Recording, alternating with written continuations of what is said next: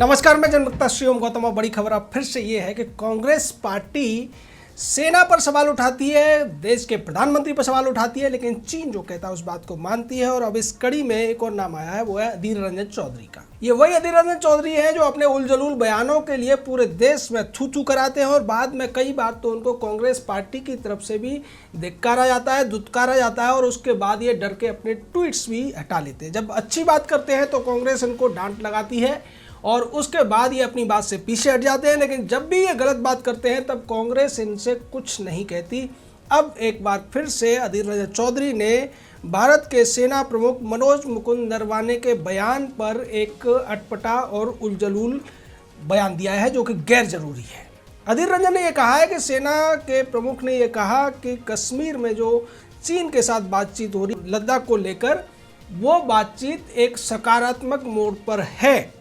और इस सकारात्मक मोड़ का क्या मतलब है, जब चीन ने हमारी तमाम ज़मीनें लद्दाख में हड़प रखी हैं। यानी कि जिस बात की पुष्टि भारतीय सेना नहीं करती, भारत सरकार नहीं करती, कोई भी एजेंसी जिस बात की पुष्टि नहीं करता है, उसी बात को कांग्रेस के नेता बार बार कहते हैं। और अब ये कहना है लोकसभा में कांग्रेस के नेता अधीर रंजन चौधरी का, और सीधे वो सवाल उठा रहे हैं भारत की सेना के प्रमुख के ऊपर। कांग्रेस ऐसा पहली बार नहीं कर रही है। आपको याद होगा राफेल के समय पर जब वीएस धनोवा वायुसेना प्रमुख थे, उनकी बात को भी इन्होंने झूठा बोला था। और उससे पहले बिपिन रावत जब जनरल थे, सेना प्रमुख थे, उनको भी इन्होंने गली का गुंडा कुछ कांग्रेसी नेताओं ने कह दिया था। जहाँ तक वर्तमान जो सेना प्रमुख हैं मनोज मुकुंद नरवाने, इनको लेकर अधीर रंजन पहले भी ऐसा ही बयान दे चुके हैं। दरअसल जब नए नियुक्त हुए थे मनोज मुकुंद नरवाने, तो उन्होंने जम्मू कश्मीर और लद्दाख के ही रीजन में एक बार कहा था कि भारत की सरकार हमें कह चुकी है कि जब भी अगर स्थिति जैसी होगी हम आपको छूट दे देंगे और जब ज़रूरत होगी हम सरकार के डायरेक्शन से पाकिस्तान और किसी भी देश को धूल चटा सकते हैं। इस तरीके का बयान दिया था मनोज मुकुंद नरवाने ने, जनवरी की बात है। और तब अधीर रंजन चौधरी ने यह कहा था कि अगर पीओके को लेकर इतना ही बात है तो सेना प्रमुख को गृह मंत्री और प्रधानमंत्री और राष्ट्रपति से बात करनी चाहिए, बातें कम करनी चाहिए, काम ज़्यादा करना चाहिए। इस तरीके की बातें अधीर रंजन ने कही थी। और बाद में जब अधीर रंजन का इसको लेकर खूब आलोचनाएं हुई तो अधीर रंजन सफाई देते हुए नजर आए थे। वही स्थिति एक बार फिर से अधीर रंजन ने कर दी है। और अधीर रंजन उसी बात को कह रहे हैं जो राहुल गांधी से लेकर अहमद पटेल तक, दिग्विजय सिंह से लेकर मनीष तिवारी तक और रणदीप सुरजेवाला कह रहे हैं बार बार कि भारत की तमाम ज़मीनों को खासकर लद्दाख रीजन में हड़प लिया है चीन की सेना ने, और चीन की सेना उस पर कब्जा करके बैठी हुई है। और इसको लेकर जिस तरीके से पूरे गृह मंत्रालय की तरफ से, विदेश मंत्रालय की तरफ से, रक्षा मंत्रालय की तरफ से, सेना की तरफ से तमाम स्पष्टीकरण आ चुके हैं, भारत की सेना के प्रमुख भी कह चुके हैं। और इसका जो जवाब था वो लद्दाख के जो सांसद हैं जाम्याल सेरिंग नामग्याल ने भी दिया था और बताया था कि किस तरीके से भारत की जो ज़मीनों पर कब्जा हुआ है वो कांग्रेस के ही ज़माने में हुआ है। मोदी सरकार आने के बाद भारत की 1 इंच ज़मीन भी चीन के पास नहीं गई है, लेकिन उसके बावजूद ये कांग्रेस है कि मानती ही नहीं है। निश्चित तौर पर कांग्रेस जो कर रही है वो न तो देश के हित में है और ना ही समाज के हित में, और ना ही ये कांग्रेस के भी राजनीतिक भविष्य के हित में है। क्योंकि जिस तरीके की बातें कांग्रेस पार्टी के तमाम नेता, चाहे उसका पूर्व अध्यक्ष अधेड़ युवा राहुल गांधी हो या फिर अधीर रंजन टाइप के उलझुल और छुटभैया नेता हो, ये कर रहे हैं, वो बहुत ज़्यादा शर्मनाक है। अपने देश की सेनाओं का मनोबल गिराने वाली है और उन पर विश्वास न करने वाली है। अहमद पटेल ने भी आज इसी तरीके की एक बात कही और उसको लेकर दिग्विजय सिंह ने रीट्वीट किया। अहमद पटेल ने यह कहा था कि भारत के प्रधानमंत्रियों में 4 प्रधानमंत्री चीन कभी नहीं गए और जो सबसे ज़्यादा चीन की यात्रा जिन्होंने की नरेंद्र मोदी, उन्हीं के ज़माने में भारत के ऊपर चीन की तरफ से अतिक्रमण की प्रक्रिया की गई है।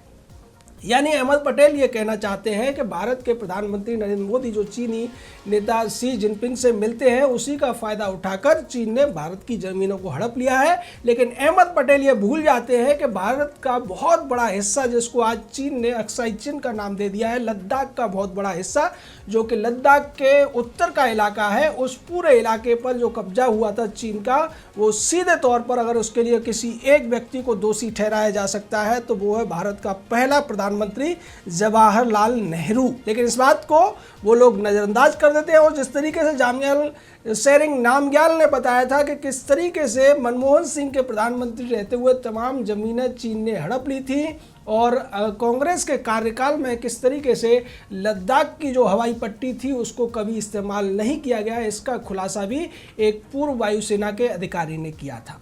निश्चित तौर पर कांग्रेस के काले कारनामे खुलते रहते हैं, लेकिन कांग्रेस है कि मानती नहीं और एक गाहे बजाहे चीन की मदद करने की कोशिश कर रही है। या फिर जब पाकिस्तान से विवाद चलता है तो कांग्रेस के नेता पाकिस्तान के हितकारी या पाकिस्तान के फायदे वाले बयान ज़्यादा देते हैं। एक तरफ चीन का मीडिया है जो अपनी सरकार के लिए काम करता है और पूरी तरीके से सरकार के प्रोपेगेंडा को आगे बढ़ाने का काम कर रहा है।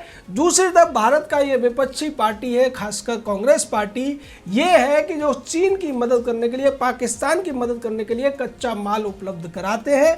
निश्चित तौर पर ये जो कुछ है वो देश के लिए ठीक नहीं और जनता भी इस बात को लगभग समझ रही है। यही वजह है कि राफेल के नाम पर देश के प्रधानमंत्री को चोर बताने वाले राहुल गांधी को जनता ने ऐसा करारा जवाब दिया था, जिसकी वजह से कांग्रेस आज 44 सीटों पर सिमट गई है। लेकिन उसके बावजूद कांग्रेस है कि मानती नहीं और न उसके नेता मानते हैं। तमाम बातें कही जा चुकी है। आज भी गृह मंत्री की तरफ से भी पहले बयान आया और आज रक्षा मंत्री की तरफ से बयान आया है कि हम किसी भी हालत में उस तरीके के भारत नहीं है जो पहले थे। आज भारत बहुत मजबूत हो चुका है और भारत के स्वाभिमान को ठेस पहुंचाने का काम कोई नहीं कर सकता और हम अपने सम्मान और गौरव के लिए हमेशा लड़ते रहेंगे, ये रक्षा मंत्री ने कहा। रक्षा मंत्री की बात भी कांग्रेसी नहीं मानेंगे, वो गृह मंत्री की बात भी नहीं मानेंगे। पहले पूछ रहे थे कि गृह मंत्री जवाब दे तो गृह मंत्री ने भी कह दिया था कि भारत की 1 इंच जमीन चीन नहीं ले सकता। उसके बाद वो अब ये कह रहे हैं कि प्रधानमंत्री क्यों चुप है। राहुल गांधी की दिक्कत ये है कि उन्हें प्रधानमंत्री के मुंह से सुनना है, यानी कि उनके लिए भारत की सेना के प्रमुख का बयान का कोई मायने नहीं है, रक्षा मंत्री के बयान का कोई मायने नहीं है, विदेश मंत्रालय के बयान का कोई मायने नहीं है। वो चाहते हैं कि प्रधानमंत्री जवाब दें और अगर प्रधानमंत्री भी इस बात को कह देंगे तब भी इसकी कोई गारंटी नहीं है कि राहुल गांधी और उनके जो चेले चपाटे हैं वो इस बात को मानेंगे। अब सीधा सा सवाल जनता की तरफ से हम ये रख सकते हैं कि अगर इन्हें विश्वास नहीं है तो क्यों नहीं ये खुद वहाँ जाकर देख कर आ जाएं। अगर इन्हें ऐसा लग रहा है इनकी बहुत ज़्यादा दोस्ती है, जैसा कि रविशंकर प्रसाद ने भी कहा था कि ऐसा लगता है राहुल गांधी के पास और पूरी कांग्रेस के पास एक दूसरा सूचना तंत्र है जो कहीं और से खबरें उठाता है और उसके बाद सवाल उठाता है। ये सूचना तंत्र या तो चीन के किसी अधिकारी के थ्रू हो सकता है या फिर ग्लोबल टाइम्स टाइप के जो चीनी अखबार हैं उनको पढ़कर राहुल गांधी और उनकी की पूरी कांग्रेस को एक भ्रम हो गया है जो अपने ही देश की सेनाओं पर, अपने ही देश की चुनी हुई सरकार पर और अपने ही देश के प्रधानमंत्री पर सवाल उठाते हैं, उन पर आरोप लगाते हैं और उनका अपमान करने जैसी बातें भी कह सकते हैं, जैसा कि अधीर रंजन चौधरी ने भारतीय सेना के प्रमुख मनोज मुकुंद नरवणे के लिए कहा। तो निश्चित तौर पर यह सब नहीं होना चाहिए। इसकी बातें पहले से हो रही है। राजनीति अपनी जगह है, विपक्ष में आप हैं, सरकार का विरोध करिए, सरकार पर सवाल उठाइए, लेकिन उसके पीछे कुछ तथ्य होने चाहिए। अगर हम तो ये कहते हैं कि अगर वास्तव में ऐसा हुआ है तब निश्चित तौर पर कांग्रेस को ऐसा करना चाहिए, लेकिन अगर नहीं हुआ है, जिसकी की पुष्टि पहले ही हो चुकी है कि भारत की कोई भी ज़मीन चीन ने नहीं ली है। चीन की तरफ से भी जब चीन से सवाल पूछे जाते हैं तब भी वो इस बात को कहने को राजी नहीं है, केवल प्रोपेगेंडा चीन कर रहा है। और प्रोपेगेंडा क्यों कर रहा है ये सब लोग जान रहे हैं। नहीं जान रहे हैं तो वो कांग्रेसी नेता या फिर जानते हुए भी कांग्रेसी नेता चीन के उसी प्रोपेगेंडा पॉलिटिक्स के अनुसार काम करते हुए नजर आ रहे हैं। ऐसा लगता है कि वो चीन की कठपुतली बन गए हैं या चीन के इशारों पर काम कर रहे हैं।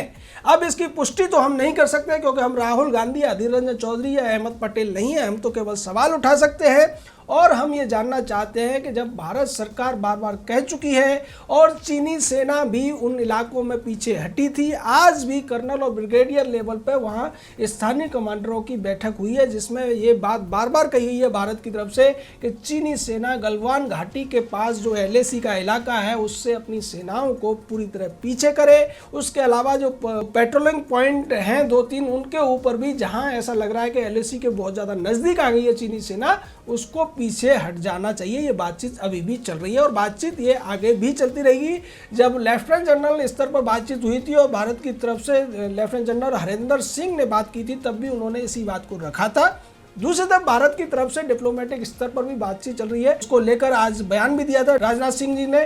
तो सीधे तौर पर ऐसी बातें जब चल रही हैं दो देशों के साथ, और ये कोई मामूली चीज़ नहीं है, राहुल गांधी या कांग्रेस जो सोच रही है कि चीन के साथ ऐसा करके भारत को अगर पराक्रम दिखाना है तो चीन पर आक्रमण कर देना चाहिए। आज कोरोना की महामारी से पूरी दुनिया उलझी हुई है और युद्ध कोई नहीं चाहता, और कांग्रेस तो कभी भी युद्ध नहीं चाहती थी। जब इसका शासन रहा है तब भारत की ज़मीनें हड़पने के बावजूद भारत के प्रधानमंत्री की तरफ से कभी भी चीन से कुछ नहीं कहा गया। और इसी को लेकर प्रधानमंत्री नरेंद्र मोदी ने एक बार कहा था कि पाकिस्तानी आकर बहुत कुछ कर जाते हैं, लेकिन भारत की सेना की तरफ से जवाब नहीं दिया जाता है, क्योंकि भारत का प्रधानमंत्री कुछ चाहता नहीं है और उसको लाल आंखें दिखाने की जरूरत है।